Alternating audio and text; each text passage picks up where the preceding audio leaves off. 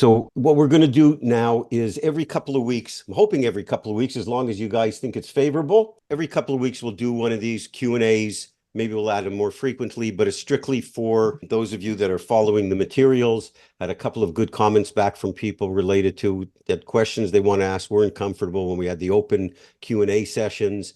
And I think there's people who spent money to purchase our materials certainly are entitled to airtime.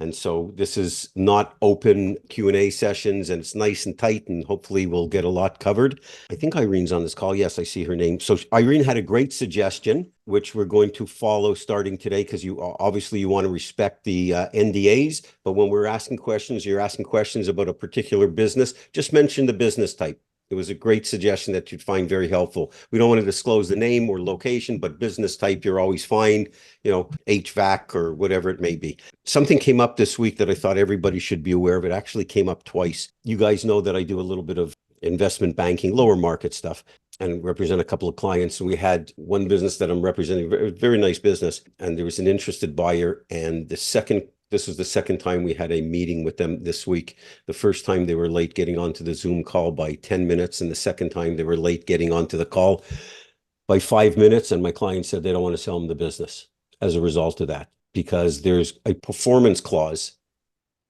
based on achieving certain results, because there's a little bit of, it's not customer concentration, but there's an issue of reoccurring customers. So it's normal in that industry to have a performance clause of a small part of the deal. And the seller and there's some seller financing. And my client said, I'm not selling them the business. If they can't show up on time for 2 meetings, what confidence can I possibly have in them hitting performance guarantees and making they show up to work on time? I thought that was pretty telling. And, in my role as, when I represent someone, I never push someone to buy or sell a business, and it was completely understandable. It made perfect sense. So I know that everybody here was on time, so I'm sure you are in your regular life, but it's amazing how little behaviors have a big impact on people. So just be cognizant of that.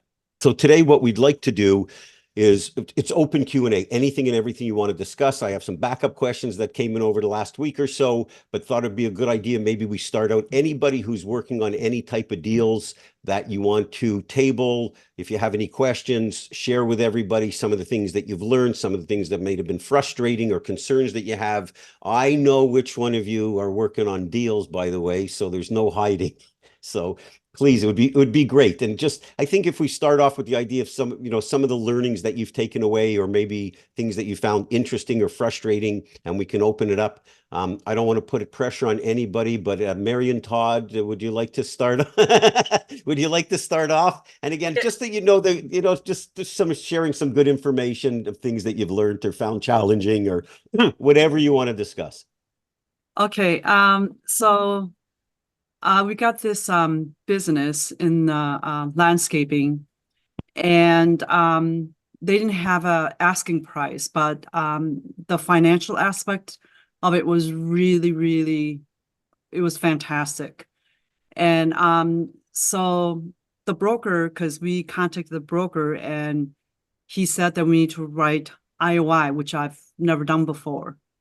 And so we reached out to Richard and asked him a lot of questions, and Todd came up with a cover letter, and I mean, so we made an offer. I mean, Richard, we looked at his, and then we followed his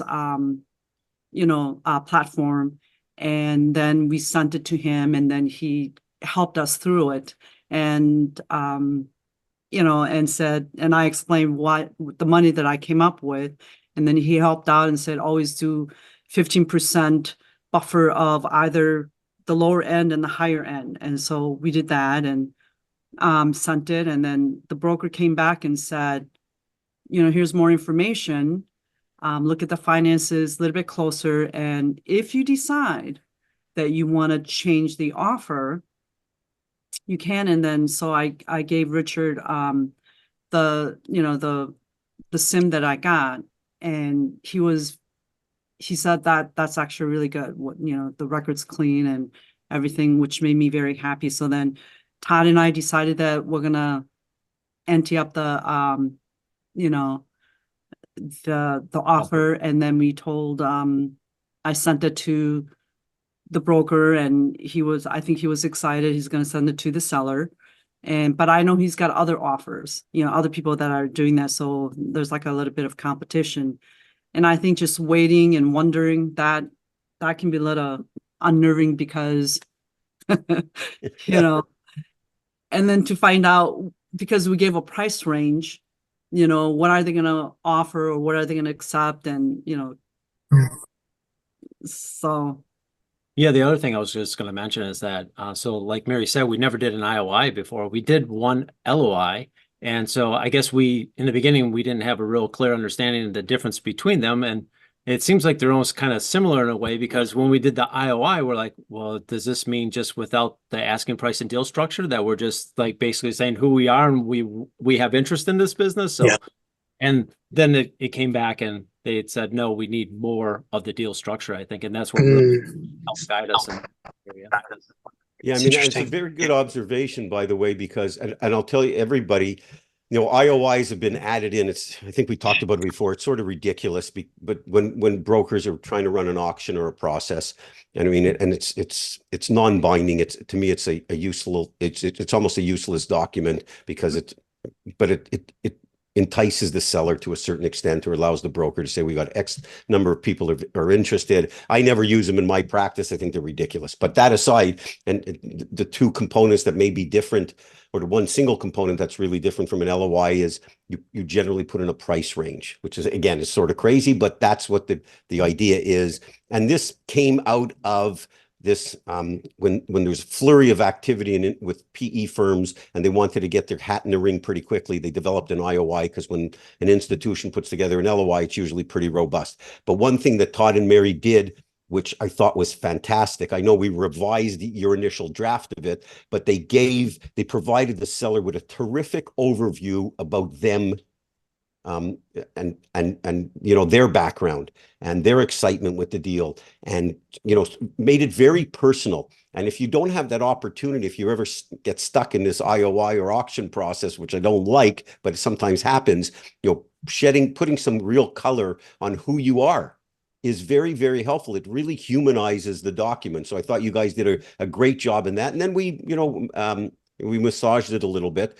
One thing to let everybody know, when you put in an IOI, LOI, or what have you, because by and large, it's mostly going to be an LOI, you typically have an expiration date. Could be 3 days, 5 days, what have you. I always like to ask the broker, when are you going to get back to us? And the broker says, well, give us a few days. And if you have an expiration date on there, so today, if you put in, a 5-day period between the time you send in the LOI and the expiration period, I know as difficult as it is, you never call the broker, ever. Oh. Mm-hmm.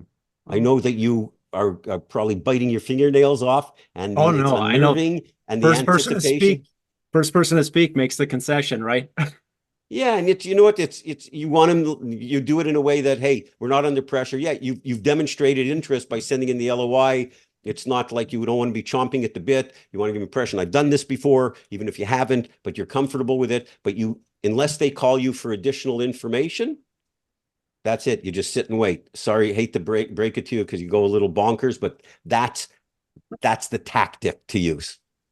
Okay, great. Anybody else put in have any deals going on right now?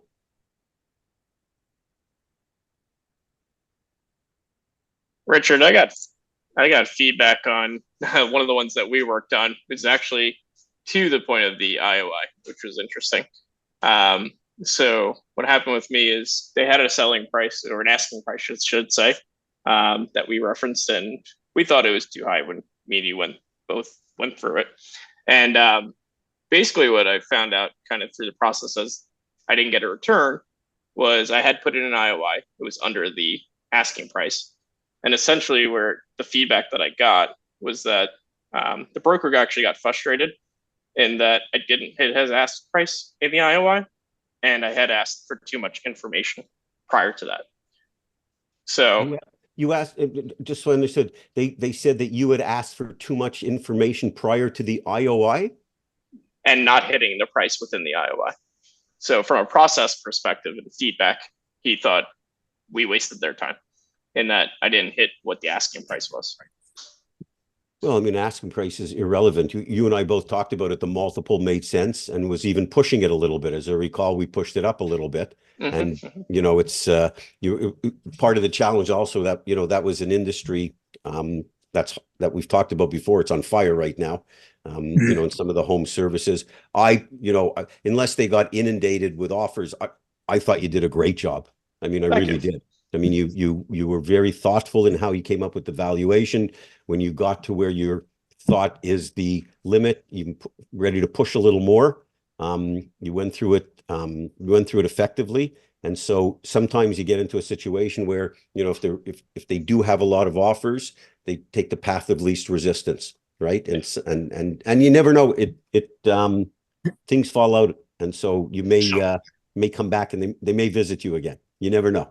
Yeah, and I think the other thing that I learned to that as well, maybe someone in the group has information on how to structure, but I think going up against up into that EBITDA range, I was starting to see strategics as well as some maybe lower end, either traditional search funds and or PE firms.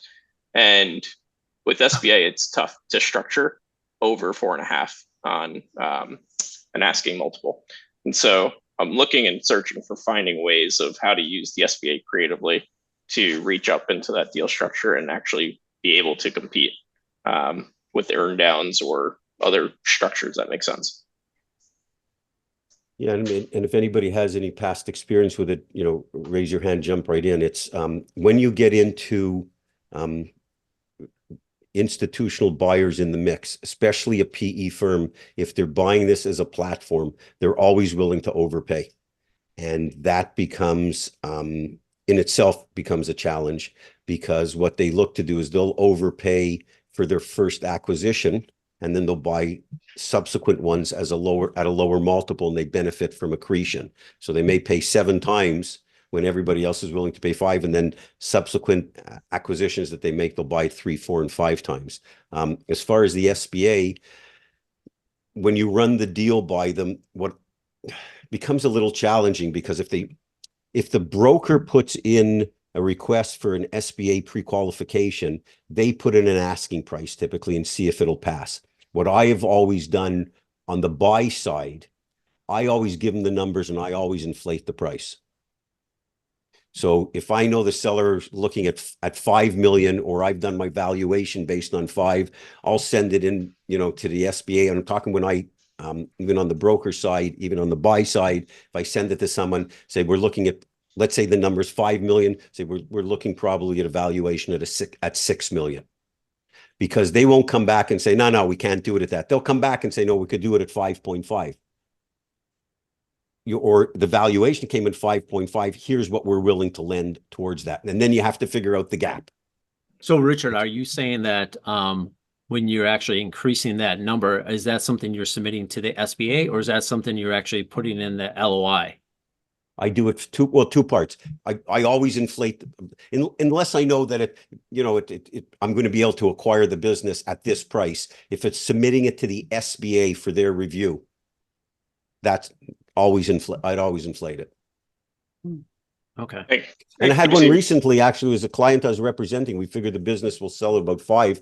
I sent it into an SBA lender who one of the buyers had some experience with. So I sent it to them and I said, we're probably looking at about a $6.5 million purchase price. And they underwrote the valuation, said, look, we're not lending you 6.5, we'll lend you 4.5, but here's our underwriting valuation, came in at 6.5. And here's how you have to make it up: seller note or equity, etc. So in answer to your question, that's to the SBA. I don't like IOIs exactly for the reason that you're pointing out, Todd, is they want to get you to give them a range.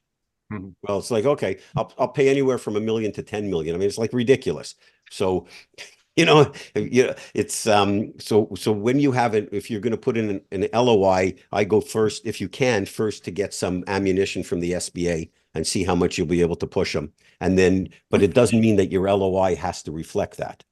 Okay, yeah, and the one I was actually thinking about too, we have another one that we're interested in as the technology company in Wisconsin, and I think it was SBA qualified, right? So the business was actually pre-qualified. And we are as well. So, and then it's in Wisconsin. And we've always used like the reason why we actually started, we talked to the broker, Mary talked to the broker and said, oh, because we were going to make an offer. And we said, you know, it's going to be way below your asking price because, you know, when we run the numbers and do the money math, it just is not going to even come close. So, and he's seen that in our money math, we were using like about 11.5%. As far as what this would, you know, cost us. We also did a blended too, because this one has real estate in it. So, and then he came back and he said, no, he's like, you know, SBA is lending like at 8% or less. And we're like, what? So we went back to our guy and he said, it's, you Go know, ahead. to go under 8 is not possible. He can do 8.75 to 9. which was surprising because it's always been like in the 10.5, 11.5, 11.5. And so now our SBA guy's saying this, and now we went to the actual place in Wisconsin where it was pre-qualified, and he's telling just below 8%. He's saying 7.75. So He that can go kind as of low as that. shocked us, and it's not conventional, at least as far as we understand. Because of the real estate. Oh, is that what it is? Probably because of the real estate. Because if the real estate represents more than 51% of the total transaction, if they can blend the note, and they may be able to do part SBA, part commercial on the real estate, and so the blended, when it's blended, it comes out at the lower rate. The SBA guidelines are Wall Street Journal plus 2 to 2 3/4. I think it's 2 1/4 to 2.75. But banks have some latitude, not on the SBA guarantee portion, but if there is real estate, that is more than likely explains why you got a lower rate. Okay, Oh. that's helpful. Thanks. Yeah, I think the real estate is more expensive than the cost of the business. No, it's Yeah. about, it's the Is it real, about the same? actually, so they're asking about 2.5 million for the business, and the banker, the lender, he doesn't feel it's worth that either. But he's thinking it's more around the 2.2, and Or we both lower. agree the real estate's maybe worth around $1 million. So it's a little bit less than the 50%, but I think if we're putting 10% down, there's seller finance, you have, you know, 10% as well. Maybe that's how they're figuring it out. Yeah, it's possible. I mean, they're certainly massaging the numbers a little bit, but I mean, if it's available, one of the things everybody to just be aware of, just because the SBA underwrites it at a certain value doesn't mean that's what you're going to pay. I mean, you got to do your own valuation. So don't let your mind get polluted by the idea that you can get more money. Doesn't mean the business is worth more. And when a seller submits an SBA application or to get pre-qualification, you know, the danger with that is their expectations get raised. And they think someone's going to come by and pay that price. You pay your price, irrespective of anything related to the SBA. I think, Josh, you had a question, right? Sure. I was going to kind of stack onto the discussion earlier about kind of bigger deals. And so I'm looking at one right now that is a niche within plumbing that has some really positive regulatory tailwinds. So it's a little bit it's larger than what I've been looking at. And I think it'll probably go at least like 4 to 5 kind of multiple. I think it pencils out for me pretty well if I think I'd be like 1/4 of the equity, and I think I need 3/4. So far, I've only been looking at being like my own equity for smaller deals. My question is, you know, there's no listing price and there's no timeline, but I also would like to kind of know where I'm at and, you know, get them locked in sooner rather than later before they attract too much interest. And then I also don't know the sequence between getting investors interested, if I should wait till I'm on LOI and kind of, because I can also solve it through a seller equity. So I can say, okay, I can get, you know, this much of an equity roll, and I'm already assuming a lot of seller debt. But I also am pretty confident I could find investors. I just haven't started the process. I don't know if I'm late or whatever. So my thinking is when you find a business that meets your criteria, you lock it up and just give yourself the mechanism of extra time if you have to do this, if you have to back into the investors, meaning if you don't have the investors lined up, if you have them lined up for, and well, this may be a 60-day window thereafter, the LOI, but if you don't, you might need to give yourself 90 days. You know, as everybody if you've spent any time looking at businesses, finding one that meets your criteria, often it's challenging. I mean, deal flow, the right business. I mean, it's always the the greatest degree of heartburn in this whole process. So if you find something, lock it up. I mean, put in an LOI, not an IOI, put in an LOI, get it locked up. I prefer LOIs that are, then you go into due diligence to confirm, not to explore. Like, you don't want to change your price or retrade unless you find something really crazy. But if you're comfortable with the price, lock it up and just give yourself an adequate time to do your due diligence, to get the investors. Because sometimes the fact that there's not, a timeline on things, or there's no asking price, someone walks into the, in 2 days from now and they lock it up, you'll feel pretty silly. So if you find the right business and makes sense, even though you may be missing some additional information or have to line up some potential investors, I'm all for it. Lock it up. Yeah, and the other thing also is I'm kind of dealing with not the seller broker right now. And the seller broker's been traveling and whatever, and I'm trying to get past that wall. Right. And I'm kind of also wondering if like an IOI, just to say, hey, I'm serious, and this is can we have those discussions and accelerate that? Yeah, I mean, you certainly can. And the IOI, basically the difference is there's a range in the purchase price, or the enterprise value, and it's not as robust as far as contingencies are concerned. So whatever you're comfortable with, I think in the eyes of a seller, they just don't look at it as being very formal. So understanding that, and if someone walks in with an LOI, I again personally prefer LOIs because it binds.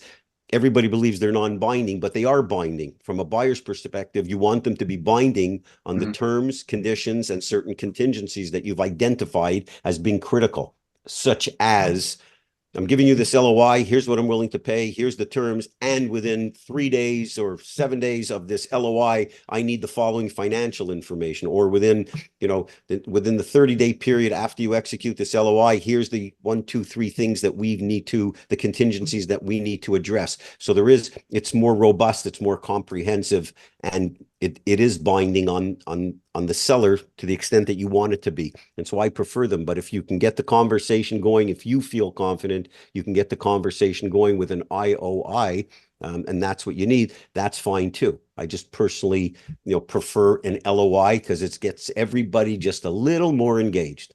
Yep, makes sense. Just a side comment, you asked for good news too. So I've been dragging my feet for many months about doing any sort of proprietary beyond some networking, but I haven't done like a mailing campaign.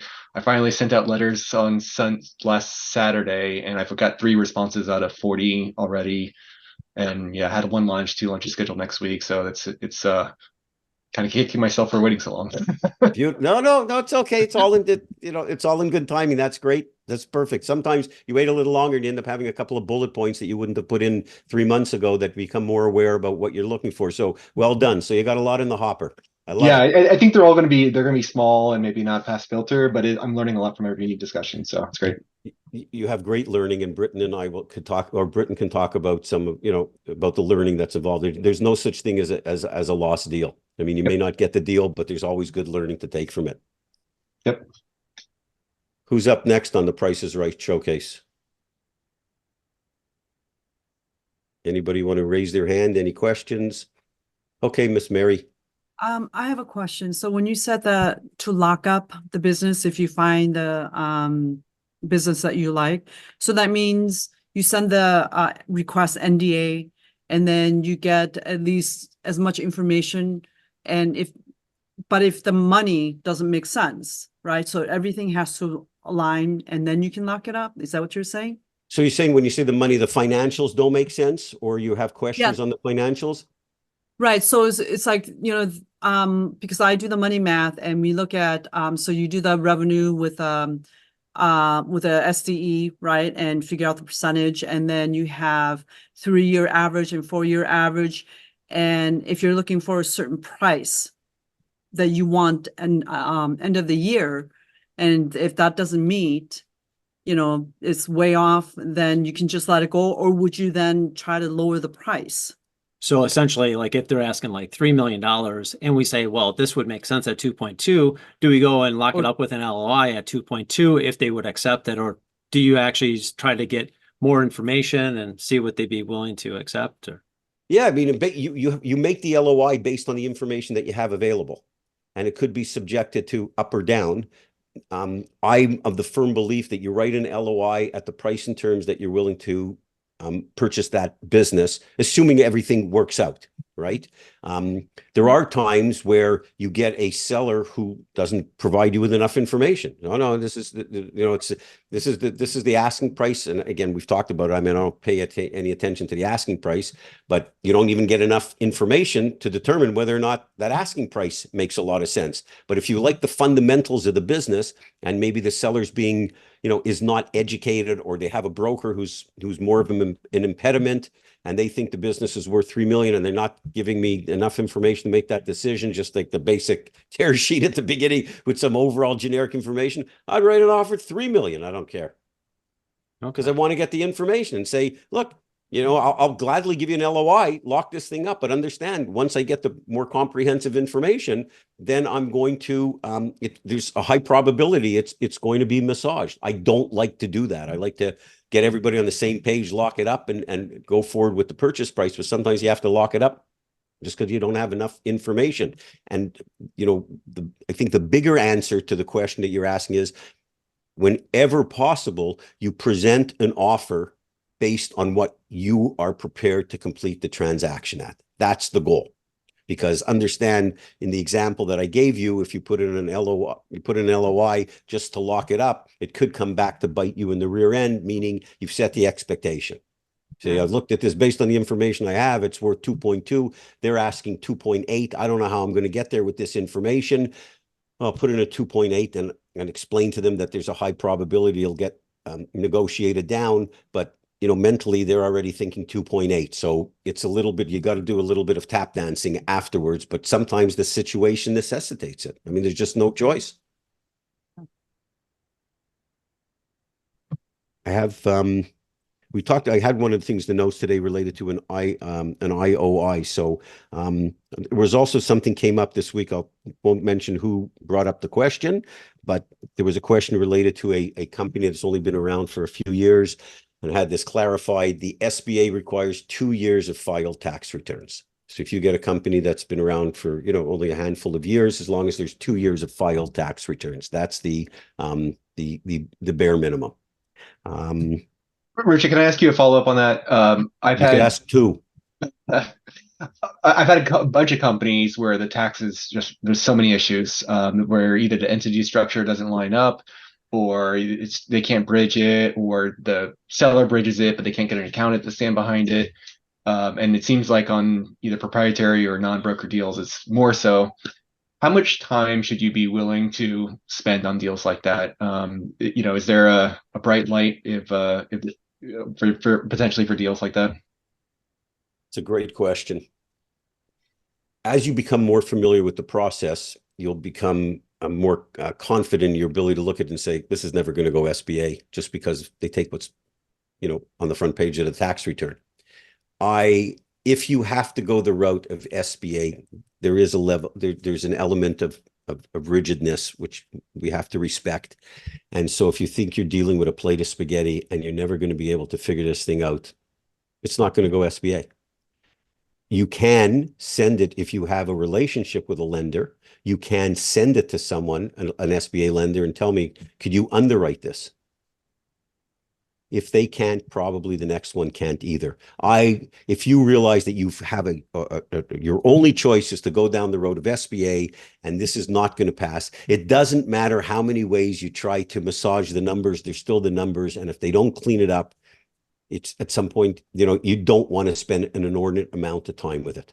And to give you in a specific, date, I don't know what that would be, but I wouldn't waste a whole lot of time, especially if you could ask them, can you send it to your CPA? If their CPA says, look, I can't reconcile the tax returns with the books. You see it in sometimes where you have 4 different entities operating out of the same company, and the business, you've seen that, you're nodding your head. So it's common. Say, look, I can't get this done via SBA. And if that's your only route, I mean, it's very important as a business buyer to be able to say fast no's.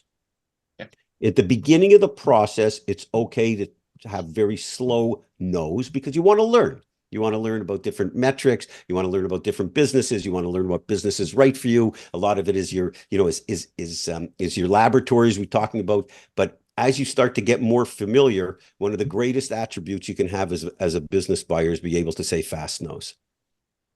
Yeah, and I'm working with a broker, a loan broker, who's been very helpful in giving me feedback on deals. And yeah, sometimes now even like drafting the email to him, I'm like, oh, he's gonna hate this.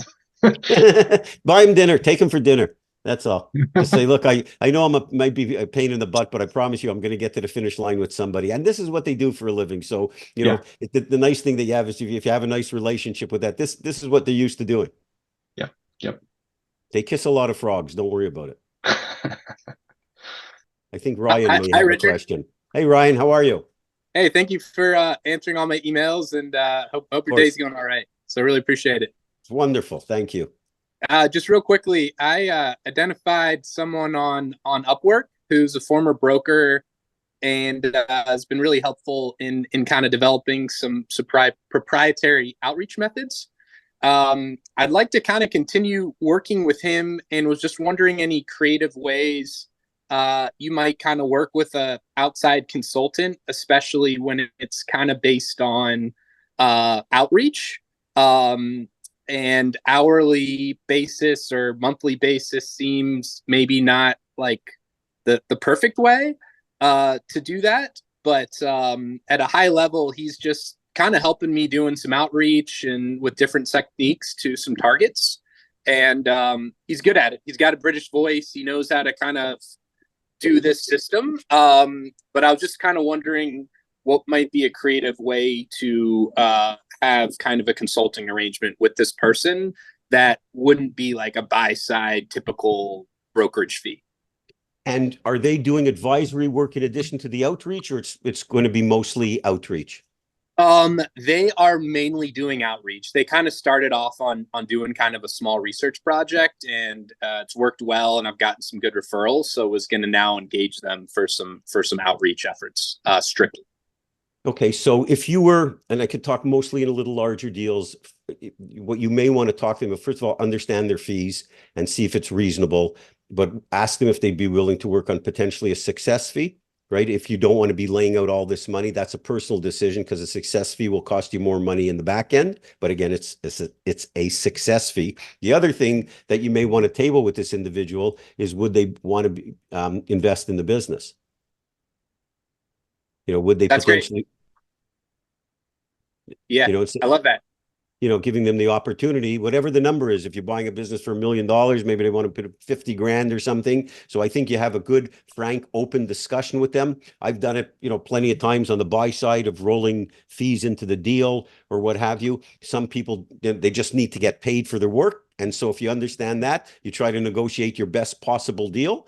But the creative side would be, do they want to try to work on potentially a success fee, or, you know, the opportunity to roll equity? And if you find some, you know, the reality is, depending on what their costs would be, if they do become expensive, you may even want to, you know, if it makes sense economically, say, look, if I buy this deal, I'll give you 1.5% of the business. I mean, even if they don't even put in money, but the work that they're going to do is going to be very valuable. So I think having a good, frank, open discussion with them, and the optimal word being success, right? If someone could get rewarded for it, I'm sure in their work, they don't get those opportunities. At the flip side is, some people in their jobs, and understandably so, they just need to get paid. And so you don't have an out. But I would table a couple of options to them. Absolutely. You know, again, one would be success fee, one would be potentially investing, or if they're really that good and if they get you a great deal, I mean, there's nothing wrong giving up a couple of percentage points of equity in the deal, because they got you the deal. That sounds great. Super helpful. Thank you. My pleasure. I can't see everybody, but a lot of people don't have their camera on, but that's all right. Maybe you're sitting at work. Any other questions? Hey, Richard, Yanel here. Yeah, hi, Yanel. How are you? Good. How's it going? Thanks Great. for answering my email that I sent earlier this week. I wanted to build off of that, and maybe for the audience, just so maybe it's helpful for others, just to give some context.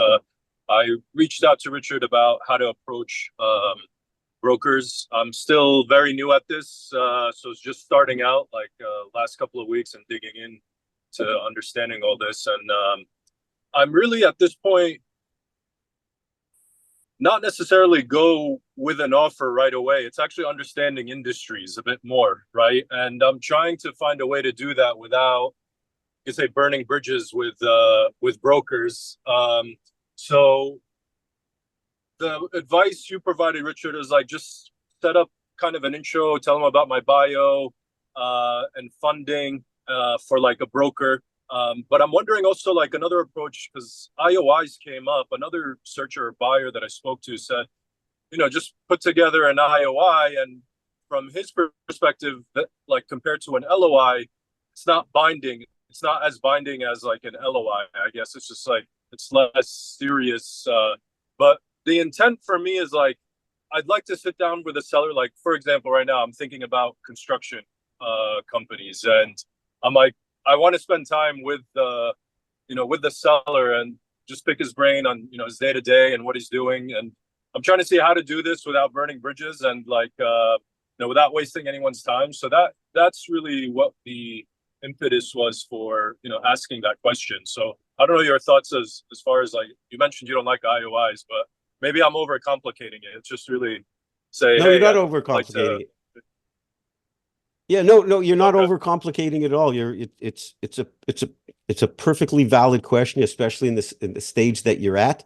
I think you have to be very cautious about that advice from this other searcher about IOIs, because you start giving 2-3 brokers, same broker, 2-3 IOIs or brokers in a local area. You keep submitting, you put in a few IOIs and you don't carry through with them. The word gets around and they're not going to send you any deals. I think an IOI is a last resort. It's a document you could write it on the back of a napkin. And to me, an IOI is only when you're pressed for time, or you got to lock up something quickly, or there's a process in place that the broker has established that they want an IOI, and they're going to weed those down and tell the 3 out of 10 people or whatever it is that submitted IOIs that we want you to put forth an LOI. So I think it's, I was just thinking, I was going to tell you with all due respect, but whenever you say with all due respect, there's always an insult coming afterwards. But I will tell you, with all due respect, tell your buddy, I wouldn't follow that advice. So what I would do though is, as you and I talked about, there was that one group, if I recall, that you identified one particular group of brokers, I think you sent me, right? Yeah, Okay. that's correct. I would go meet with those people and demonstrate, look, I need to buy a business. I am going to buy a business. I've got my pre-qualification in place. I'm just figuring out the landscape right now of what type of business is right for me, etc. I can assure you I'm serious and I'm going to get to the finish line, because that's what they really care about. And so and when you find a business, your thought process that you articulated in your email and you talked about again here today is you've got to go through this process, meaning you get a couple of businesses of interest, and especially at the beginning, you've got to meet with sellers. It makes no sense whatsoever to be throwing in IOIs unless you're operating, as we talked about with the conditions earlier, to be putting in an IOI. You want to meet with sellers, especially early on where you don't know for certain what type of business is right for you. You've got to meet with sellers. If you're worried about burning your bridges with a particular broker in your area, then my advice to you is go speak with other sellers of publicly listed businesses for sale in the categories that are of interest. And I'm not sure if you saw our first webinar on choosing the right business and creating quality deal flow, but that should be helpful to you, as well as the chapter on the right business. But you've got to get in front of sellers. There's no rush to put in IOIs unless you're in peril of losing the business. And at this stage, if you don't know for certain what type of business is right for you, it makes no sense whatsoever to be putting in IOIs, because you're just going to be spending a whole lot of time and chasing something that doesn't even make sense at this point. So I'd look at it more holistically, if you will, in the whole picture, and going through various categories and trying to narrow it down of the types of businesses that make sense for you within those categories. That's the first part. The second part, related to the brokers or anyone you speak to, never feel under pressure. Because even if there's a business that's going to go under contract shortly, if you don't have enough clarity on the type of business that's right for you, you'll end up making a horrific mistake because you'll put in an IOI or an LOI and you're going to convince yourself that the business is right for you, as opposed to going through the exercise to determine with absolute certainty what type of business is right for you. You don't want, it's okay to make mistakes during this process, just not big ones. So don't rush it, and you're not overthinking it or over-indexing it. The way you're looking at it is correct. As far as, I want to meet with some brokers, I want to have a conversation with the sellers, that is correct. Stick to that process as we lay out in the materials. That process works. Don't get deterred or get thrown off the path by individuals telling you a different way of doing it. And certainly if something comes up, of course, you email me, we could always have a good back and forth, but stick to, as you're looking at it now, because your email was very thoughtful and it was very methodical, and your idea of how this should be done is correct. You're getting a lot of things in order. So stick to that blueprint. Okay. Just thank you for that. Just to build on the one point you said of showing that you have your finances in order, or like financial background, credibility. Do I, like, part of what I'm thinking is getting an SBA loan. And I'm new to the whole SBA loan process as well, is like, do I need to go to a bank and say, can I get pre-approved for an SBA loan? Like, because I get confused sometimes. I see like these brokers that I sent to, like, they say, hey, this business is SBA pre-approved. So it's like the business gets pre-approved and the person gets pre-approved, the buyer gets pre-approved. Is that something that I need to know, like, right as I approach them, like have a letter or something to show that? It's a great question. So there's two parts of this, separate and unique. A business can get pre-approval for an SBA loan, but doesn't mean that any buyer will be approved for that particular business, or to be approved that they have the wherewithal, financial, credit worthiness, etc. Separate and apart. So the first thing that you want to do in this process, unless you're going to plan on writing a check for all cash, which I'd never let you do anyways, go get yourself pre-qualified, SBA pre-qualified. You can do it with most lenders, and then you match up the two. And then the nice thing is, when you go to any business that you approach, even if it hasn't been pre-qualified for the SBA, you're at least able to demonstrate that you have been pre-qualified for the SBA, because it takes both parties, both sides of the equation, separate and unique. The buyer has to get approved and the business has to get approved. You have a buyer who's approved, but the business doesn't pass, there's no deal there. You have a business that's approved and the buyer doesn't pass, there's no SBA deal there. Separate and unique, but absolutely next step, Monday morning, go get yourself pre-approved, pre-qualified. It's really helpful in your conversations with sellers. The second part to your question is, when a business demonstrates or lists that it's SBA pre-qualified, you are correct. It is the business that's pre-qualified. The buyer requires a separate pre-qualification. In other words, similar to buying real estate, that if the business, the real estate has been appraised at $1 million, and they say, we've been appraised at, the business has passed the person at $1 million, but you may not be able to get the loan. So they're separate and unique. Got it. Thank you. That's very helpful. Of course, my pleasure.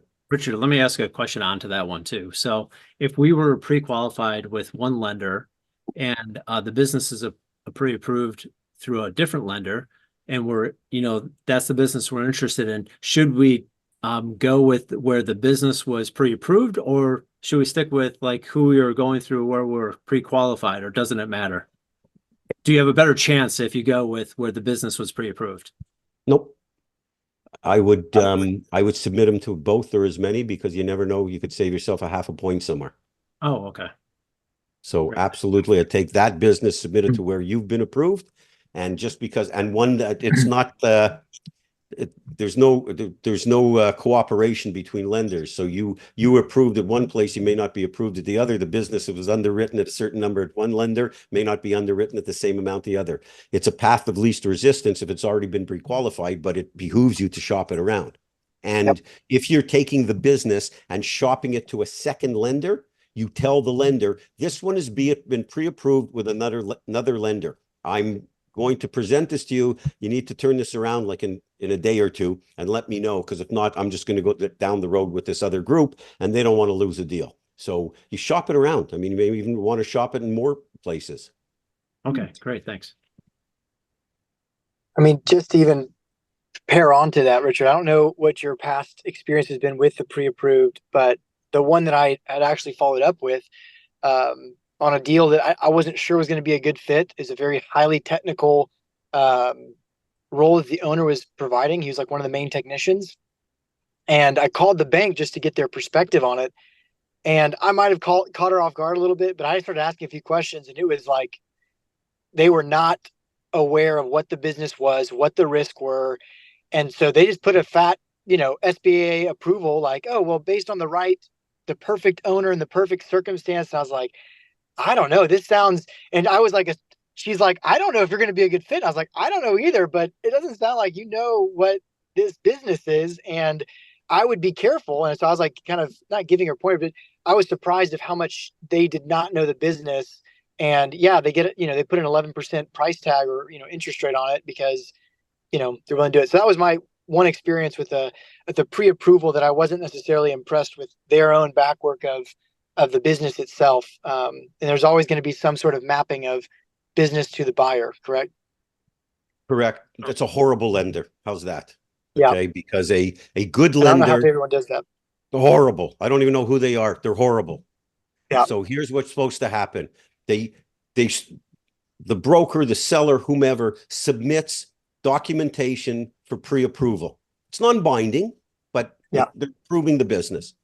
You have to send them 3 years tax returns, or if it depends on when it falls, it could be 2 years of tax returns, plus the last 12 months and the current period with a comparable period, the last 3 months plus 12 months plus the last comparable period, something along those lines. Will say, okay, let's say you're sending them a deal to them now, right?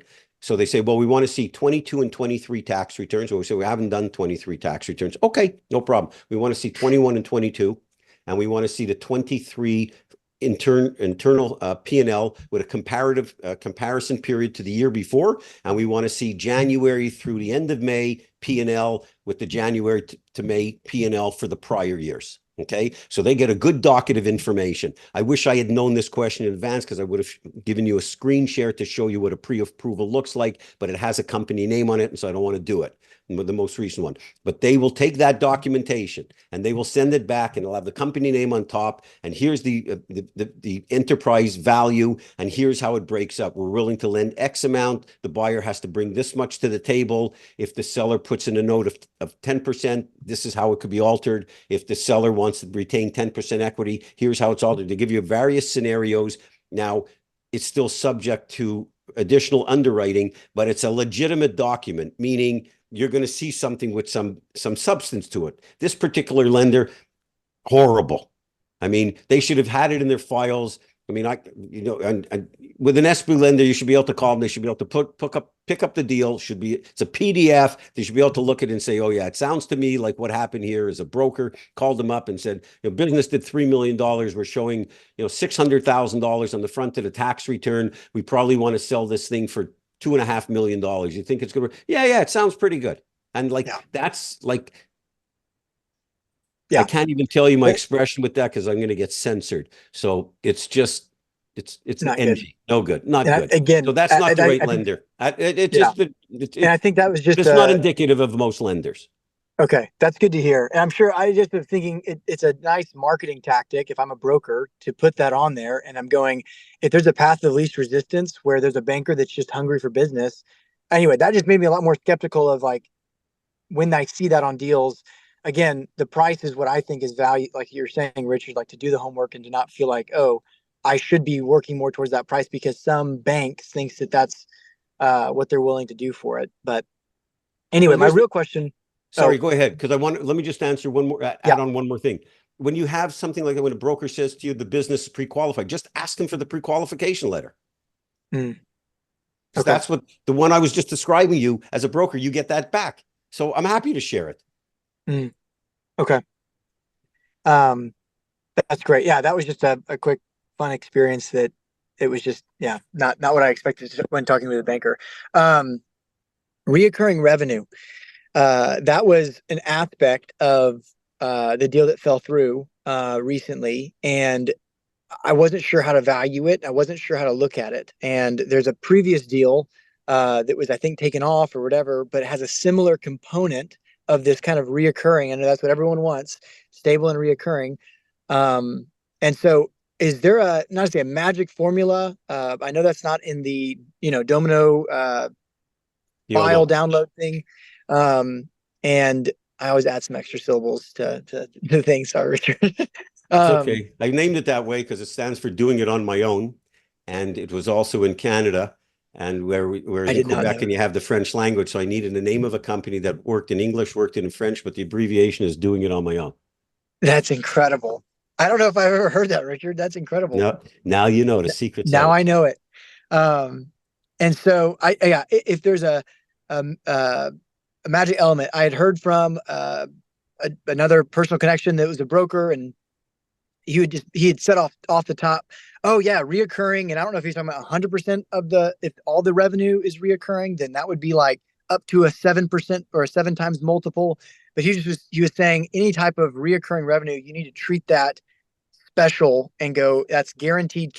If that's truly guaranteed cash flow for a set number of years, then there's the way I was looking at the last business, like there's a pretty good safety net. And it's funny, you're off the cuff, I think, deal that you had put, or you told me the price to just go for it.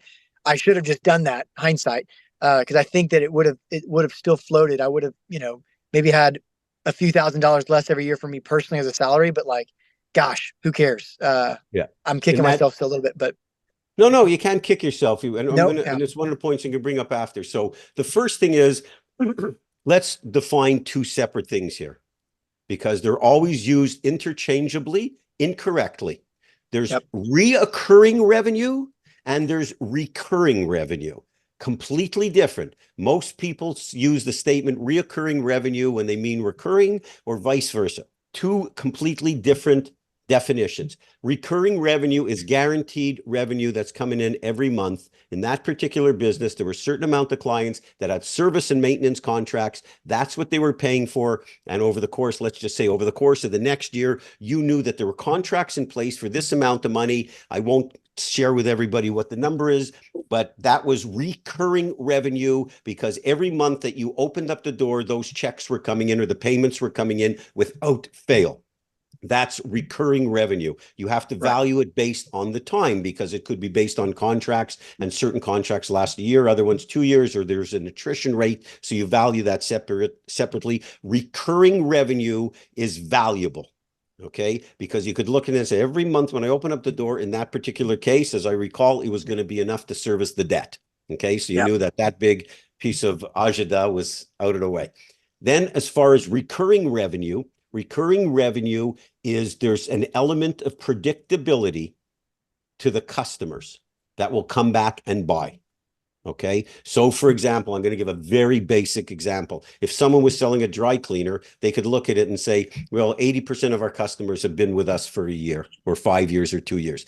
But I could take my garments to the next block and bring them to someone else.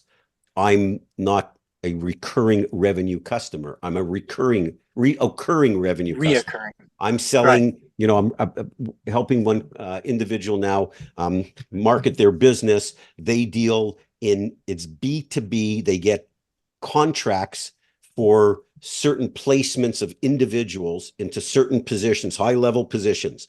They've had certain clients for 10 years. Someone says, well, it's recurring revenue. And I'm on the sell side and saying, no, it's not recurring, because in the course, yes, they've had certain clients for 10 years. They were a client in year 1, then they weren't a client in year 2 and 3. They came back in year 4, in year 7, 8, and 9, they were terrific clients. Then they didn't need anybody, so there was no one in year 10. That's reoccurring. But think of it, that's more relationship. If there's contracts in place where that's guaranteed the income, that's recurring. So now getting to the part 2 of your question, there is no hard rules for recurring revenue or reoccurring. Reoccurring is attractive, but there's no quantifiable. There's no quantifiable. It's attractive, but you still have to maintain that relationships. So does it bolster bolster it a little bit? Yes, perhaps. But there's also in the DOMO business assessment methodology, there is a thing of what percentage of customers are, if it's recurring or concentration. So could there be a premium to recurring? Yes, absolutely. And that's why you look at it and say, I don't know what that number is exactly, because it's always going to be unique, but it's valuable. It's absolutely valuable. So it has to fit. There's to say that it's 7 times earnings. Well, if it's recurring revenue, but it's losing money, how could it be worth 7 times earnings? Right. So there is a Sure. premium for recurring revenue, but it's on a case by case basis.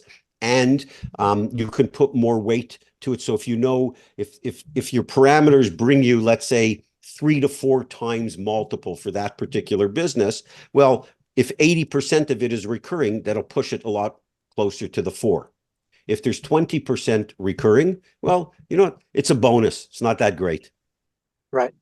Okay. And it also depends on the nature of the business and the attrition.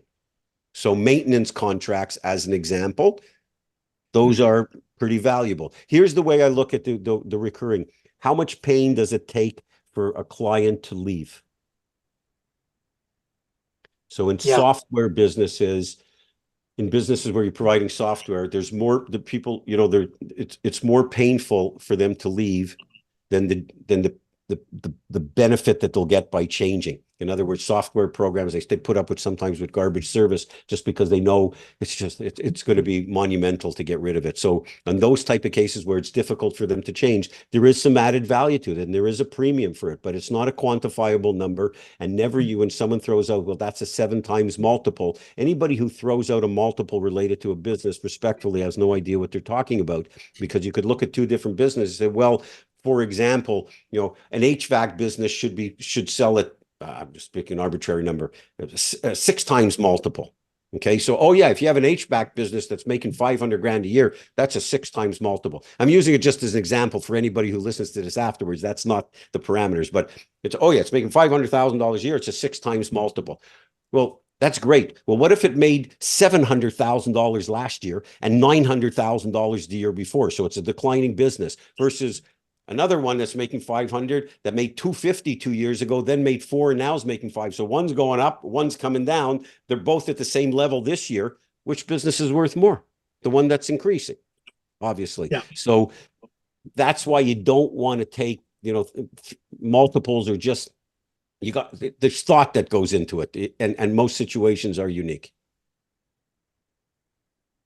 I love that. Thank you. Thank you so much. My pleasure. Do you mind? I want to share some, because Britton and I had a good conversation and he brought up something very astute, okay, which was related to when a deal goes sour. And I have it here as a note today, Britton, so I hope you don't mind sharing it because I think it's very good learning.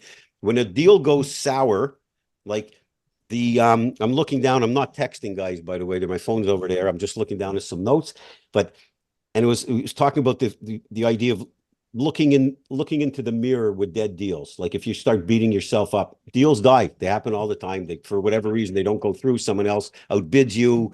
You decide it's the wrong thing. It's just part of the process. It's like dating. Okay. So the question was really related to, like, how long do you look in the mirror? Right. And do you beat yourself up and think about, I should have done this, I should have done that. I mean, so because you're going to do that. If you lose a deal, I promise you're going to go through the exact same thing that Britton went through. And so I'm going to read to you how you should look at this. Okay. Because it's really, really important, which was, and he was beating himself up pretty good, but it was temporary. So here's the advice. And this is what I follow in my own deals. So I write down 3 things when a deal goes sour. I write down everything I learned related to the deal. So just random thoughts, whether it's about a new industry, a financial review, anything and everything that I learned in the deal. That's number 1. Number 2, what did I do wrong? And if I encountered the same situation, how would I handle it? So number 1 is everything that I learned. Number 2 is everything I did wrong and how I would handle it. And number 3 is all the things that I did right. And then I never think about number 2 again. What I did wrong. It's over. It's done. The Army does after action reports. It's phenomenal. Sometimes people call them postmortems. It's always great to do that exercise and say, if I had the same situation again, what would I do differently? And it's no different than, in a relationship, right? Something goes sour. It's like, if I was encountered the same situation, what would I do differently? What did I learn? What did I do differently? And pat yourself on the back, number 3, because all the things you did right, then move on. It's over. That's it. Can't beat yourself up. Next time, this is learning. even if you learn what you think would be a tremendous opportunity, that's just life. So you've got to move on and look for the next deal, and hopefully not repeat your mistake. Amen. But I appreciate, by the way, Britton, Thank you. you're being completely honest and upfront, and and tabling that, and hopefully that help you, the way the lens that you look through it, you look at Yeah. it. Thank you. I really appreciate that. Yeah, it helps to have the framework of processing. Otherwise, it can be, just again, there's not like a closure moment. And Right. I mean, no one. I think I'd heard, but yeah, it's an emotional roller coaster for sure. Of It like is. getting set. You always tell us, don't do it, don't get too hard set. And I was like, oh, I think this is going to be the one. And it definitely, it's an emotional. Everyone's going to be the one.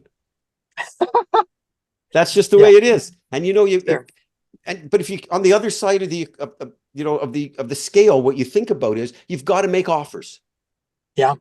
That's key to this business. You got to make offers, and you get a little upset. I had a deal with my late partner Devin that we looked at, and whenever I think about it, which is rare, but whenever I think about it, I still get aggravated that we didn't do the deal. But I don't ruminate about it, right? You just learn from it. But the key being, you've got to get comfortable making offers, and some are, and the waiting period, like I know Mary and Todd are going through right now, it's like you want to pull your hair out. That's just part of the equation. My daughter and her husband were looking to buy their first home, and they actually closed last week, but they lost like 4 in a row. And there's a particular neighborhood where they want to live, which is right near where they are. And the houses there, the price have gone crazy, but it's still affordable for them. They're not looking for anything crazy fancy. And they think they lost like 4 in a row. And with when the first one texted me, hey, we put an offer in on a house. And I texted her back and I said, nice. And then she texted back, oh yeah, it's everything we want in the house, right? Or it's right in the area we want or whatever. And I said, good. And then the next text was like, yeah, it's right on a corner lot, and it's got a lot of room. She has a dog and a newborn. I mean, he's 9 months old now, my first grandson, and it's got a corner lot. She said it's going to be perfect. And I went, okay. And then she called me. She said, why aren't you excited? I said, when you close on the house, I'll get excited. I said, I don't mean to be rude, because I'm thrilled for you, just because it's a big step to even make the offer, but don't fall in love with it. I said, because you want to know, chances are it's not going to get accepted. And I don't want to be negative, but that's the way you have to look at it. Make your best offer. And what happened, it didn't get, and the next one and the next one. And they screwed up a couple of things along the way, as far as their offer is concerned. But they finally got the one, and so it's easy to say, oh, the first one would have been the best. Well, maybe it would have been, but now you got a house. So you just have to get used to making offers.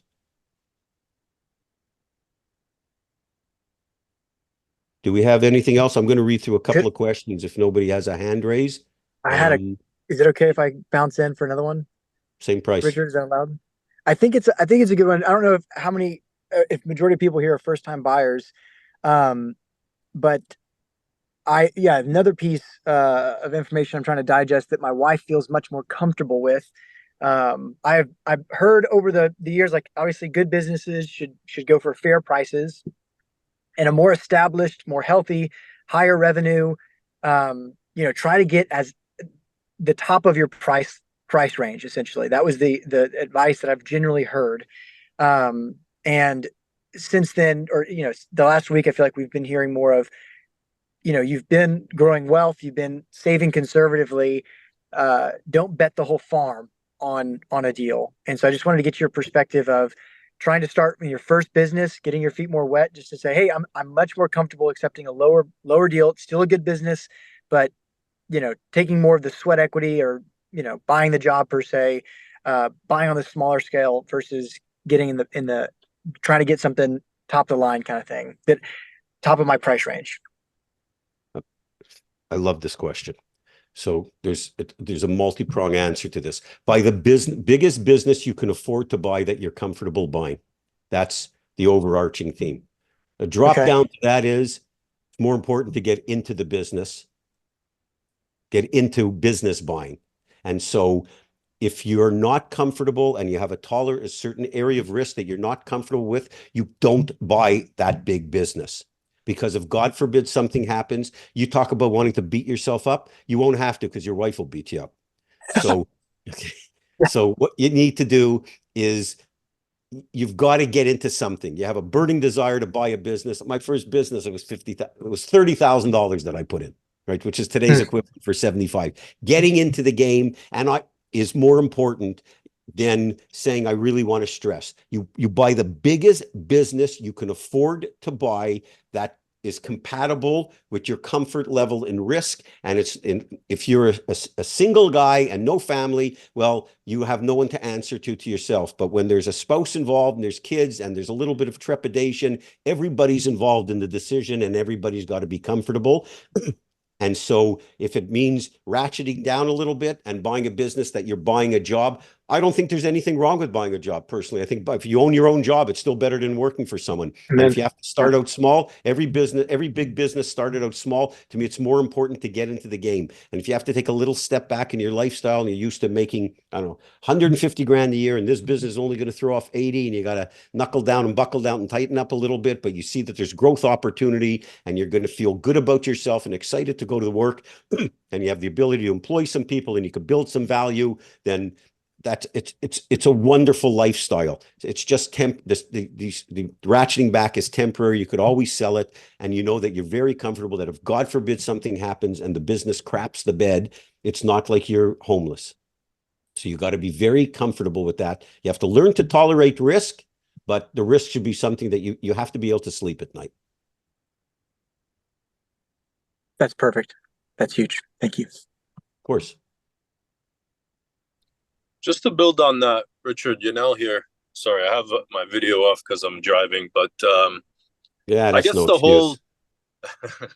whole roll-up strategy, like, part of me, what gets me excited about going this path is like, I think we're all here to, have freedom professionally or financial freedom. And like, I think about like long-term, it's like, okay, I could start out with one business and then I hear stories of like people buying, they have a portfolio of businesses, but like, I'm trying to see how realistic is that, like by talking to more people. And I don't know, from your experience, like what are your thoughts on that? Like you gotta start out with like one and, go into it, spend time in it, and then eventually move on to it next. I don't know. I've been hearing like, everyone's different experiences, when kind of listening to different stories. So I don't know what your thoughts on that, of like the roll-up strategy of like different businesses.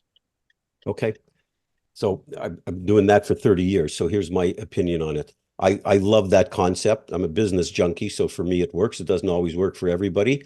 The first business is always the hardest one to buy. Is it realistic? The second one is even more realistic than the first one.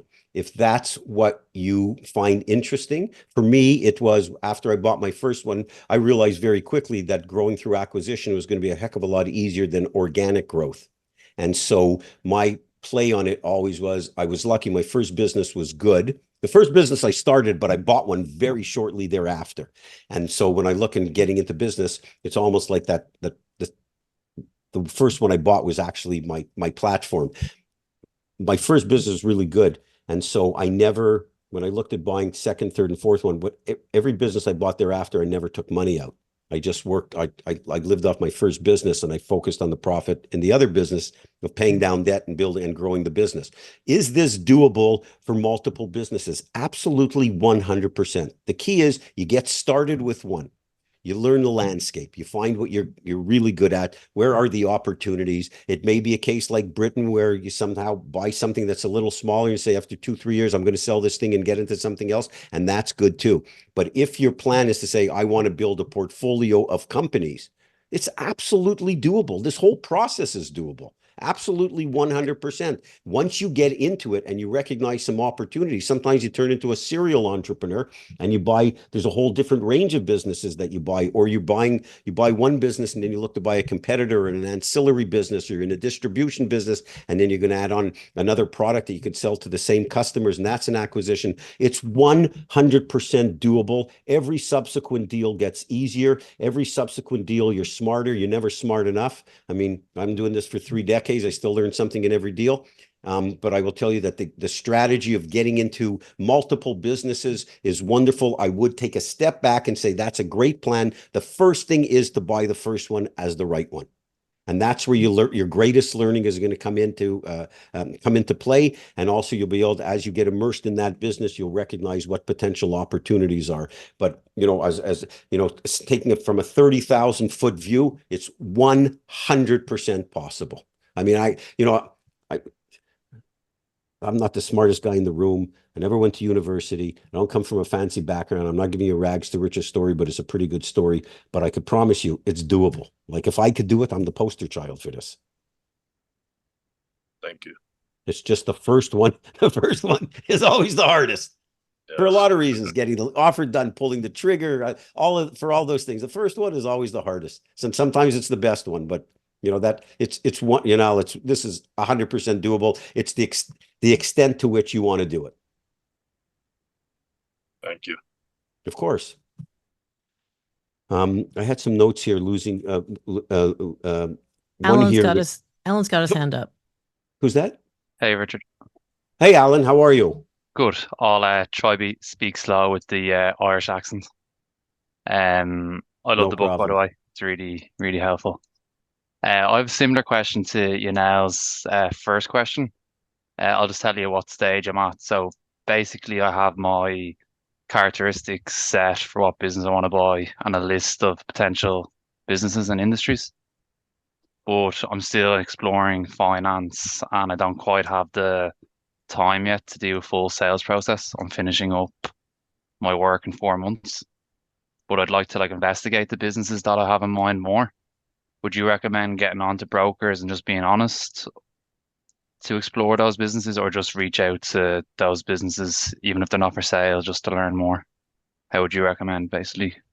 So just so I Investigating more. understand, okay, so great Yep. question. Just so I understand, so you're in a few months' time, you're going to be attacking this full time. It's Yeah. just for the time that you have now, you've been, let's say, putting your toe in the water a little bit, but Yeah. still have to line up some financing. Are you based in the US?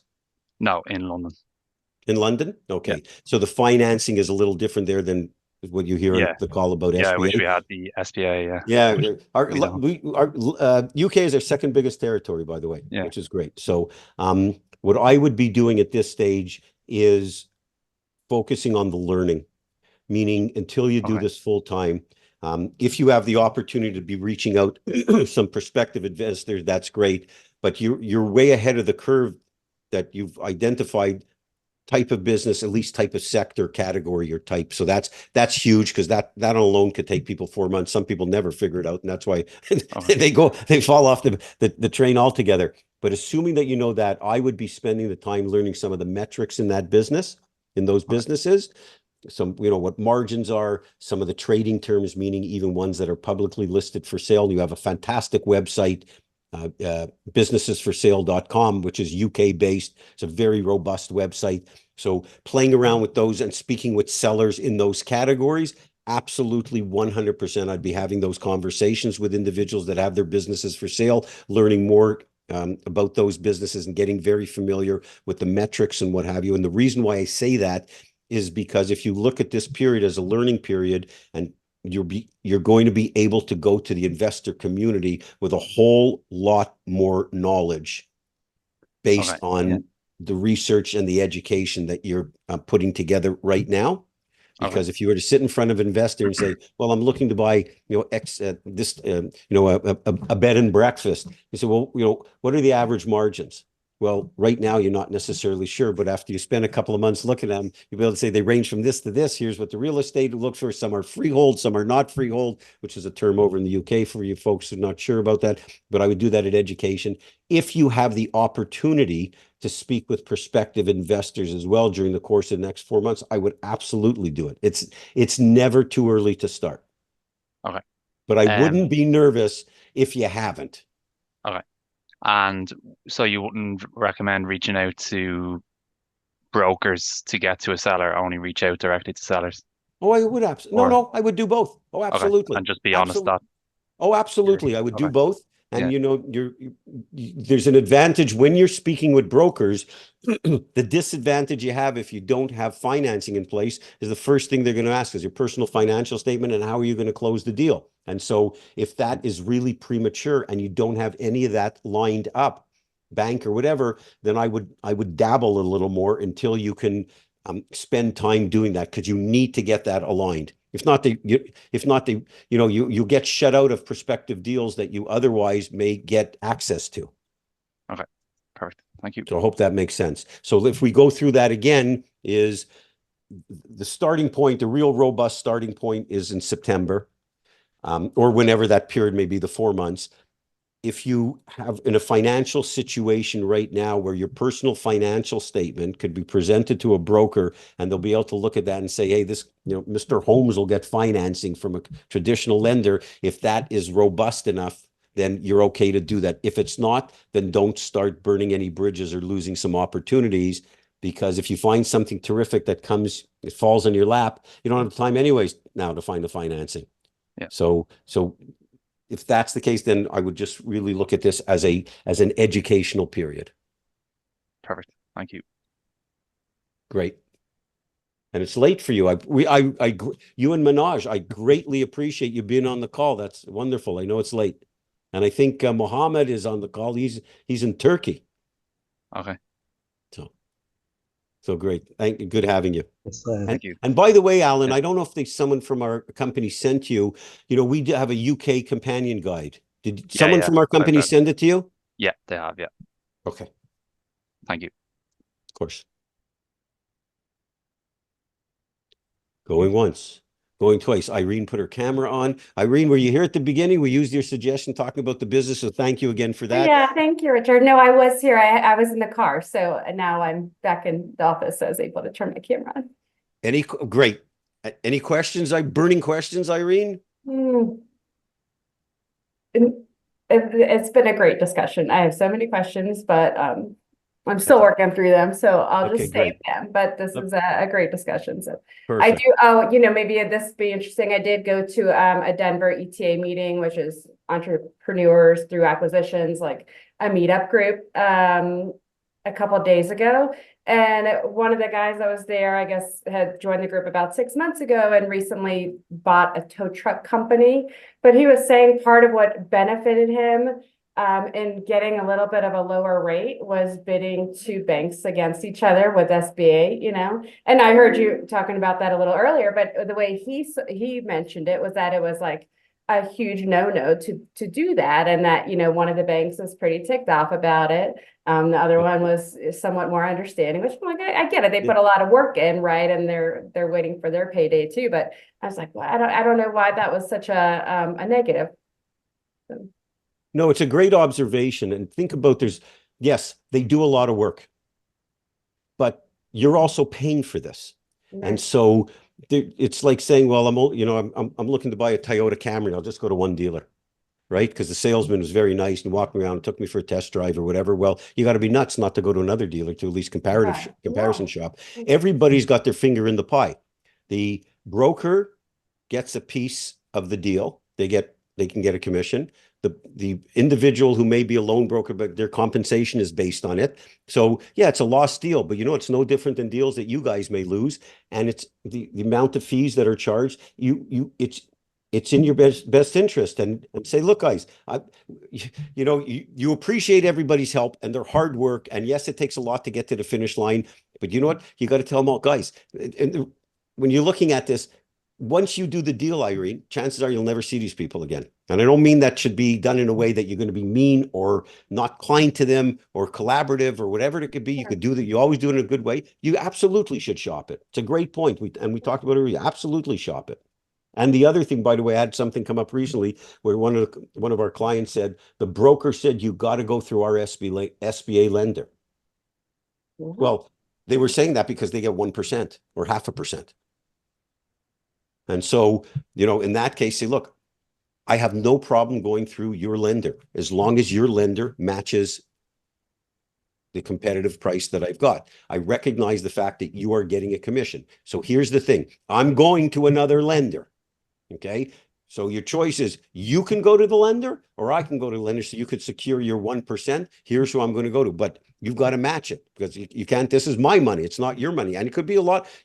Sometimes the deal fees alone, could be a huge amount of money over the course of 10 years. So shop it. It's a great point.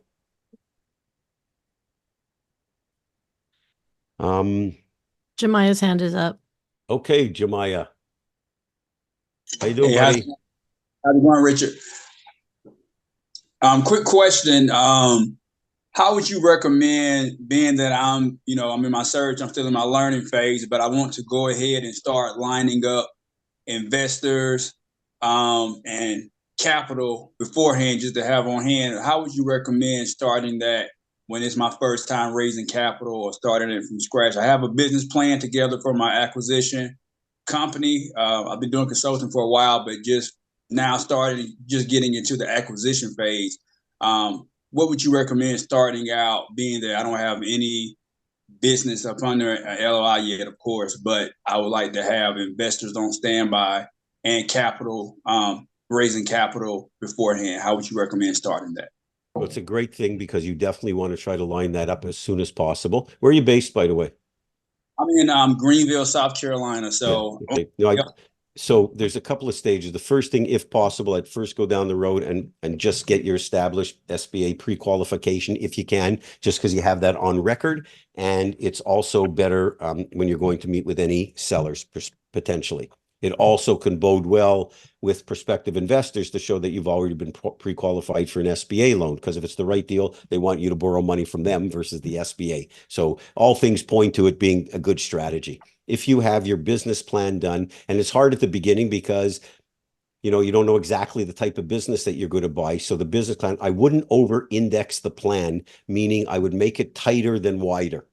Okay, here's about me. When investors typically are going to bet on the jockey, not the horse, so you want to impress them, I would not go for the whole dog and pony show as they talk about. I'd keep the presentation nice and tight, let them know specifically about you and what criteria the business needs to have in place for you to consider buying it. Okay, because that criteria has to align with the lender.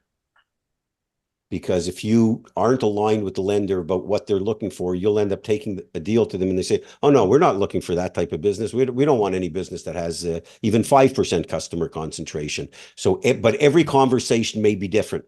And so when you have the opportunity to be sitting in front of investors, you've got to, here's what you're looking for, but understand clearly what they want to see in a business. Because you don't want to start, if you put an IOI on a business, then you start taking it to investors, which is often the case. You don't want to be wasting time. You don't want to be taking deals to investors that are not going to invest in that type of business. You almost put it on a grid, okay? And so that's important. Now, as far as going out and meeting investors, that where you're located is important.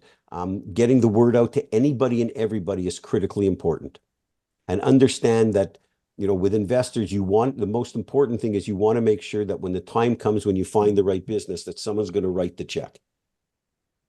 And so you should be vetting them in as much as they vet you, meaning, they say, oh yeah, we'll definitely back you. There's no problem if you find the right thing. Well, what does that mean? What are you looking for in the business? Have you done this before? Would it be okay if I speak to some of the other people that you've worked with without them being offended? The key is you want to make sure that they're going to write the check. Everybody talks a good game until they have to write a check. And so the pieces are nice, very, very crystal clear about the criteria that you want in a business to the best of your ability, about yourself. So about yourself, the key points in the business that you're looking for, and what are they looking for in a business to make sure it's everything aligned, and keep it real tight. Like I get sometimes these investor proposals, they're 30 pages. I don't have time to read this, number one. Number two, I'm going to flip right to the team. Who's the team? I don't care if the team is one person. Like, have you done this before? And if you haven't done this before, don't BS people. They're betting on the jockey anyways.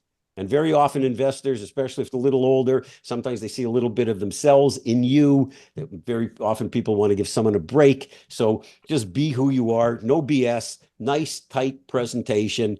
And it should be no more than a handful of pages. And the other thing that I would do is, as soon as you find a business of interest, run it through the entire network. Because you'll get feedback, see who answers quickly, who doesn't, who never gets back to you, other ones who ask you a bunch of questions. And it's the same way you're honing down your prospective businesses, you're narrowing down prospective investors. That's the way I'd go about doing it. I also want to caution you, it's not easy. I mean, it's a hunt. So the more you spend time upfront finding who these people are and their criteria, the easier it's going to be when you get the LOI in place. Because the last thing you want to do is get an LOI in place and like, oh, shoot. Now what do? I got to find the money. So line it up as best you can. Thank you. Of course.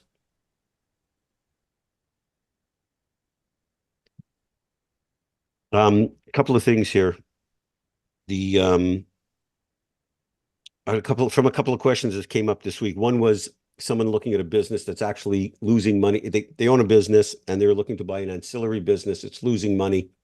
And they were sort of surprised that they couldn't get an SBA loan. By the way, you can, if you already own a business, you can get a second SBA loan on another acquisition as long as it's a related entity. You know, same industry. Sometimes it becomes even easier. So keep that in mind down the road, folks. We haven't bought one yet, but keep it in mind for the second one, especially to Yanal's question. But they were stunned because they said, "Oh no, I have I've done all these things.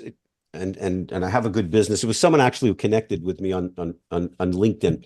So I was just answering their question, and they were stunned. The reality is, no one wants to buy a garbage business. So if you have a track record with a business and a certain business type, and you find one that's an opportunity, this one was grossly overpriced to begin with. People aren't going to buy. And if you want to get investors to buy a business that's not making money, and you're basing it all on blue sky, you're going to pay a price for that, because that's a big risk for them. So if they normally would want, 20% equity for what they're going to put in, they'll probably want 40 or 60. So understand that. I'm just not a believer in buying businesses with losing money. And understand, if you go to the SBA, if the business is not, if you can't prove profitability to the SBA, don't be surprised. The lender is not going to lend you money. They're taking the front page of the tax return. They want to make sure that you can service the debt. I don't think they really got the message, no matter how hard I tried to explain it. But I thought it was an interesting question. But it was one of those scenarios is, no matter how I answered, that's not the answer that they wanted to hear. But that's just, the reality of the situation. There's real estate. We've talked about this before. There's companies that will do lease buybacks. I think it was Mohammed that sent me an email related to this. There's companies, when there's real estate involved, just keep this in mind, guys. If you look at any businesses where real estate is involved, there are companies that will buy the real estate. You don't have to buy it, and they'll lease it to you. And they do this in tandem with a business acquisitions, like lease buyback. I have a couple of resources, people that approach me over the years. One seems to be better than the other. But if you're faced with a situation where you have to acquire the property with the business, and it may stretch the deal or make it a little too difficult, they will look at the deal from a standpoint of, they'll buy the property and lease it to you. So just keep that in mind as a resource, because it could be helpful to you if it does come up. And then there was a question. Sorry, go ahead. Can I ask a question to piggyback on that, the lease buybacks? How do you, I guess, if you're working through the process, right, it seems like then you find this company that can buy the property and lease it back to you. It seems like, that could take 30 to 60 days right there, right? And the seller is waiting. So you kind of have to work that out before you go in. It seems like a really long process. It's not going to be any longer than you would take to get the loan and appraisal from a traditional lender. And as a matter of fact, in some cases, it may even be quicker, because very often these lease buyback companies fund their own deals. And so it shouldn't be an inordinate amount of time. I think one of them that, again, I'm getting old, so maybe my memory's gone, but I think it was about 45 days. And that's not terrible. And so as long as the key being, Irene, that when you sit down with when you're starting to get a deal in place, being clear to the best of your ability about what the timing looks like and conveying that to the other party is the most important thing. And especially, and they understand, look, I'm interested in you buying your business, and I'm interested in buying the real estate. We've got to value those separately, but understand that may even be two different lenders. And so I will do this as expeditiously as possible, but they are going to know, that it's going to take 60 days. I mean, it really isn't problematic. If they start pressuring you to the point of saying, no, I want this closed much quicker, first of all, you have to question yourself whether always got to give yourself enough time to do your due diligence. But if the real estate piece is not going to work, then you can always carve that out and do that afterwards and do it separately, or tell the seller, look, I want to get this done as quickly as you are. As long as you're okay not selling the real estate, that's fine. And I believe, by the way, some of these buyback companies will also do it where you acquire it and they buy it afterwards. However, their timing, as I recall, was actually a little shorter than the bank. So you So can we- run the two processes parallel to one another. It doesn't have to be consecutive. Okay. Correct. But similarly, if you find a business of interest, that's why when we were on the due diligence webinar last week, one of the things try to impart upon everybody is your due diligence starts immediately. So if you find a business tomorrow and there is a real estate component to it, as long as you have the conversation with the seller, I would tell them, look, I need to get as much information as possible upfront related to the building because I want to start that process right away.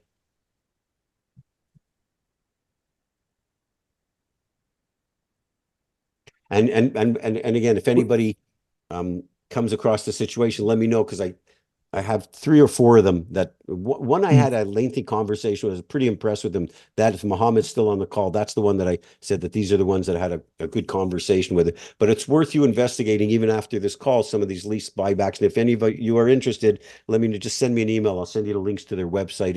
It's an interesting concept. We looked at one where we got hung up is the deal that I was working on. They had a property in North America and they had a property in Europe, and they couldn't do European properties. But conceptually, the program they had was pretty good. Good. Richard, do you have any, obviously we're buying business, not real estate, right? It's a whole nother investment, profile. But there just seems to be like a little bit of like meat on the bone that seems intriguing to like seek out.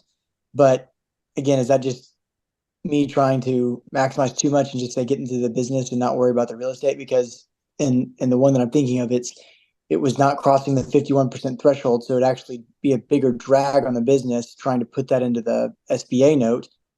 And so, anyway, No, yeah, okay. my trying to scrap too much. I'm going to give you a wide-ranging answer.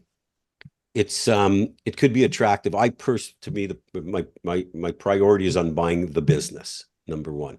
Right. If the real estate makes sense to acquire, great, because potentially you could actually mitigate your risk in the deal by acquiring the real estate, because the real estate might appreciate quicker than the business will. Okay, and you got bricks, and sometimes it influenced the deal. In your case that you cite, it doesn't, but oftentimes it does, where the real estate is worth more. And so if it makes financial sense, that's really the bottom line of it. It doesn't make financial sense for you to acquire the building. Meaning, is it going to cost you more, less than the business is currently paying itself for the real estate? Sometimes business owners overcharge themselves on rent to pay down the equity in the building. Sometimes they underpay. I had one recently where they weren't paying any rent. This was a lawyer who called me and said the business is making $750,000 a year, and they also want to sell the building. And I said, okay, great. I said, how much rent are they paying? He said, not paying any rent. I said, well, we got to deduct $750, the occupancy cost. He said, what are you talking about? We don't have to deduct occupancy costs. I said, what do you mean? Like, I thought he was joking with me. He said, no. I said, and he goes on, so I've been doing this 40 years. Occupancy cost has nothing to do with it. I said, okay, let me take a step back from you for a second. The business making $750,000 today, and you're getting the keys to the business on a Friday, and Saturday, the owner wants $100,000 a year rent on their property. So you take over the business on Saturday, now you're making $650. How does that make any sense? And you want them to pay a price based on the $750.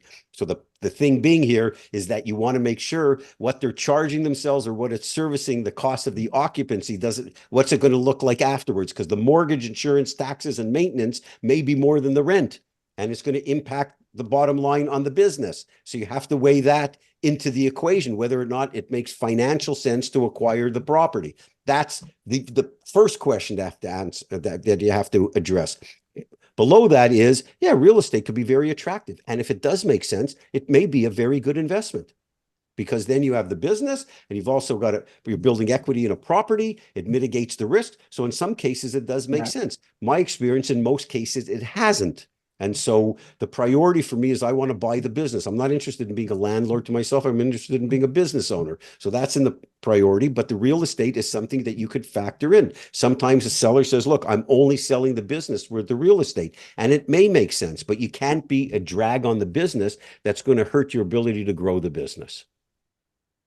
And the other part to it, and I'm not sure if I mentioned it earlier before, you always value the two pieces completely independently.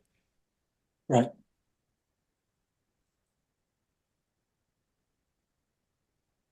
Hey, Richard, quick one here. With setting everything up, getting my ducks in order, do you think I should set up an LLC and I didn't hear your question. Sorry, it started to sputter for a second. I think we might have lost him. Did anyone hear that question? I think he said talking about setting up an LLC in advance, right? That sounded like that to me. Okay, Yanal. So I'm not sure if he lost you, but if that's the question, here's the answer. It makes no difference. You're not going to be able to hide behind a corporate veil. You can set up an LLC in about 12 minutes online or with an attorney. When you sign a SBA note, a seller note, any type of note, you're going to give a personal guarantee. With an SBA loan, you're going to sign away a little more, potentially have to put up collateral, or your firstborn. Depends on the situation. But an LLC, if there's any type of promissory note with anybody in the deal, you're not removing your personal guarantee. There's no advantage. You may want to make the acquisition through an LLC, but you're not going to be able to hide behind a corporate veil as it relates to a guarantee on any note. That's going to be separate and apart. So even if Yanal Altidota's LLC buys business X, Y, and Z, if there's a seller note, you're going to sign a personal guarantee. Difference between a seller note and a commercial loan is with a seller note, you're not pledging any personal assets. You're pledging the assets of the business. With a commercial note, it could be they could require house, CD, whatever the case may be, personal security. But an LLC doesn't make any difference. It doesn't provide any protection. It's not, after you buy your fifth business, you'll be able to do that. Thank you. Okay. And hopefully that was the right question we answered, right? Yeah, so I broke up a little bit, but I think I caught the tail end, the most important part. Like you're still going to have a personal guarantee, so you're going to have to individually sign. But in an event of like acquiring a company, then I could do it via an LLC, right? So not necessary at this point to like set up anything unless I'm like at the acquisition stage, I guess. Yeah, and your attorney can set it up online in 10 minutes. I would think about, generally when you buy a company, you're going to buy the assets of the company, not the stock.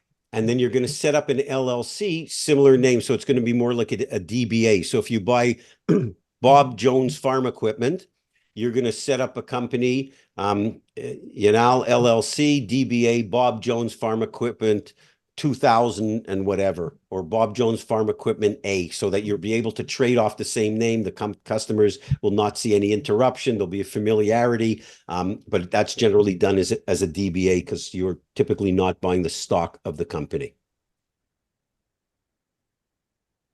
Got it. Okay. You're going to continue to carry on trade. And that's another thing in case it comes up. If you're buying a company and you're buying a good business, don't be an idiot and change the name of the company, anybody. Like sometimes people want to put their personal stamp on it. Dumb. Don't do it. Okay. You don't want questions and even if it's Vincenzo's, lawn sprinkler and repair, and your name's Bob, doesn't matter. It's still Vincenzo's. Don't change the name. It's just continuity is really important in the eyes of the client. If you have to change the name because the customers don't like you, you shouldn't buy that business anyways, probably. Ooh, Sia, you made the big ooh. What was that? Ooh, I hadn't thought of that, huh? Sia's lawn repair. Maybe that one. Do not inspire my boyfriend, please. Okay, will do. Let's see. I had one other question. Oh, yes, came up this week. Someone was buying less than 100% of the business. They were buying actually less than 50% of the business, which you may come across that situation. There's certain measures that you need to take in those situations, and I think it also goes part and parcel with, I think it was Britton asked earlier, for buying a smaller business, sometimes you got to get into the game. So sometimes you may buy less than 100% of a business, seller wants to stay on, you bring certain talents, maybe a good partnership. If you're buying less than 100% of the business, understand you're a minority shareholder, but you can have mechanisms in place to make sure you are protected for certain things, such as making sure the company doesn't take on any debt without unanimous approval. So you could have all these articles, you could have an operations agreement, but you can carve out certain things that are subject to unanimous consent, even if you are a minority shareholder. For example, making sure the company, if it takes on any debt, subject to unanimous approval. Hiring employees above, I don't know, $150,000 a year, subject to unanimous approval. Selling any assets of the business, subject to unanimous approval. Those type of things. So if you happen to be buying less than 100% of the company, certain things that would cause you hardship or cause problems for the business, you can solve for that. And those items can be subject to 100% or unanimous vote. Okay, so that was another question that came out that week. I think that's it. Any other questions, kiddies? Yeah, I have a geographical question. So I'm still unsure whether to buy in the London area or go back to Ireland. Would you recommend looking in both? Because there's kind of pros and cons to both. Like London, it's easy to get finance and there's much more opportunities, but in Ireland I'd have better contacts. I'd know the lay of the land better. Families there to help out as well. Would you recommend looking in both areas or try and pick one and stick to it? I would start off looking in the closest proximity possible, because you're still going through learning and education and you want to meet with as many sellers as possible. So based in London, I would do my initial research there. If you're not finding what you like, then certainly expand it. With that being said, if your preference is to go back home and live there and talk, and certainly related to the infrastructure that you talked about, then by all means, it presents an opportunity. It's just not convenient in the early stages because you're not going to keep flying there to meet with sellers. Yeah. And so I would conduct the initial evaluation of businesses and the market and financing in London, especially because you're not going to be able to do this full time, as I recall, for about 4 months. So I would do it right in your backyard initially. And then if you're not getting what you like, or you're getting too many heart pangs to go back home, then you go back home. Correct. The nice thing about buying businesses, except if you're going to some remote island, businesses are bought and sold everywhere. That's the nice thing about this world. So like if you decide that Scotland's the place for you, or Ireland or Indonesia, businesses are bought and sold there. But I would do it in a tier first London, just because it's convenient for what you may be looking at. I mean, or and the fact that you're not doing this full time, at least initially. Perfect. Thanks. Of course. Going once, going twice. So everybody, this is great. I hope you found this valuable. We've got a good showing of people. As usual, if there's anything that's confidential or whatever, and you need to speak with me directly, you know that I'm always available. I actually have a call with the client tomorrow morning. And we're going to try to do these, I think, every couple of weeks. Hopefully, is this time frame not work for anybody? I know it's a little later for you, Alan and Manoj and Mohammed, but on the most part, is this pretty good? We arranged this totally for Irene, by the way. I like to bust her chops, but no. I can't. No, I was gonna just, put my. No, you're good. This seems to be a so. good time. And I think Fridays are good because you get the benefit of having, a week, some stuff that happened during the course of the week. And, we'll keep them bi-weekly, but certainly can accelerate them to, more frequent than that. But I think we got good time. But for the most part, everybody's okay with this time? Mm-hmm. Yep. Great. Yes. Okay. So everybody enjoy your weekend. And we shall talk shortly. If I could help you with anything, you know where to find me. See ya, as usual. Thank you. Oh, my pleasure. If I can, just shout out to Richard because it's a lot of talking that you do, but it's really informative. Guys, he's doing this out of the kindness of his heart. So if you haven't purchased his course yet, it's $197. I'm going to strongly encourage all of you to buy it if you haven't purchased it now, because I'm actually advising him to increase the price and we're fighting over it right now. So I'm the great. bad guy. I'm just telling you guys right now, for the amount of value everyone's getting, $197 investment really is just to keep Richard a little happier. I personally think he should 10x it at least, but that's just me being me. So Well, I appreciate it. See, now the good news. You have to save that sales pitch for next week because these are only our clients on the call. exactly. So anyone else that you know that joins these calls, please encourage them, because no, seriously, like Richard, I know nothing about any of this stuff. You guys, I know nothing about this. I am just helping him create content in the back end. I produce his business buying banter show, and I'm telling you, I know he's undercharging, and I'm not trying to, like, make you guys pay more, but tell all your friends about this, because when I heard is under $200, I almost gagged. So I just want you to know, please Definitely please 10x support value. Richard. What's that, Todd? I said definitely 10x or more value. It's kind of interesting because I have my garage binders full of testimonials from the years of printing them out. I mean, and it's the product that typically, once people start to read it, it's like, oh my God, there's a lot of value here. But to me, it's always, I've had people over the years saying it sounds too good to be true. You're going to help people and you're going to give them a guarantee like for forever. And there's all this information. And they're like, yeah, because that's my agenda, is just to help. I mean, it's always been that way. And I don't want to be one of those guys that just raises the price unnecessarily. I like to make it a no-brainer.